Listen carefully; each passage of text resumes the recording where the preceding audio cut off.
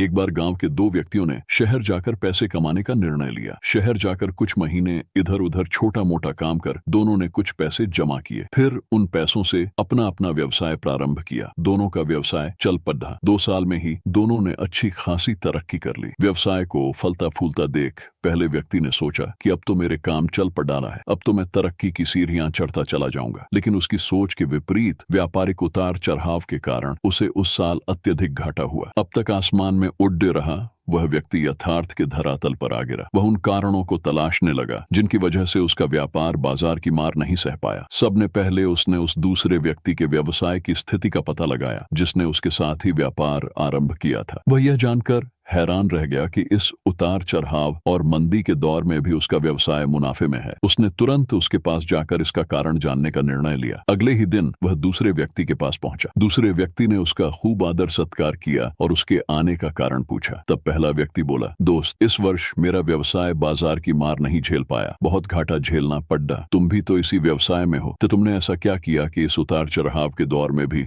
तुमने मुनाफा कमाया? ये बात सुन दूसरा व्यक्ति बोला, भाई, मैं तो बस सीखता जा रहा हूँ, अपनी गलती से भी और साथ ही दूसरों की गलतियों से भी। जो समस्या सामने आती है उसमें से भी सीख लेता हूँ, इसलिए जब दोबारा वैसी समस्या सामने आती है तो उसका सामना अच्छे से कर पाता हूँ और उसके कारण मुझे नुकसान नहीं उठाना पड़ता। बस ये सीखने की प्रवृत्ति ही है जो मुझे जीवन में आगे बढ़ाती जा रही है। दूसरे व्यक्ति की बात सुनकर पहले व्यक्ति को अपनी भूल का एहसास हुआ। सफलता के मद में वो अति आत्मविश्वास से भर उठा था और सीखना छोड़ डाट दिया था। वह ये प्रण कर वापस लौटा कि कभी सीखना नहीं छोड़ देगा। उसके बाद उसने कभी पीछे मुड़ कर नहीं देखा और तरक्की की सीढ़ियां चढ़ता चला गया। सीख दोस्तों, जीवन में कामयाब होना है तो इसे पाठशाला मान हर पल सीखते रहिए। यहाँ नित्य नए परिवर्तन और नए विकास होते रहते हैं। यदि हम स्वयं को सर्वज्ञाता समझने की भूल करेंगे तो जीवन की दौड़ डियच में पिछड़ डियच जाएंगे, क्योंकि इस दौड़ डियच में जीतता वही है जो लगातार दौड़ ढहता रहता है। जिसे दौड़ना छोड़ दिया उसकी हार निश्चित है। इसलिए सीखने की ललक खुद में बनाए रखें। फिर कोई बदलाव, कोई उतार चढ़ाव आपको आगे बढ़ने से नहीं रोक सकता।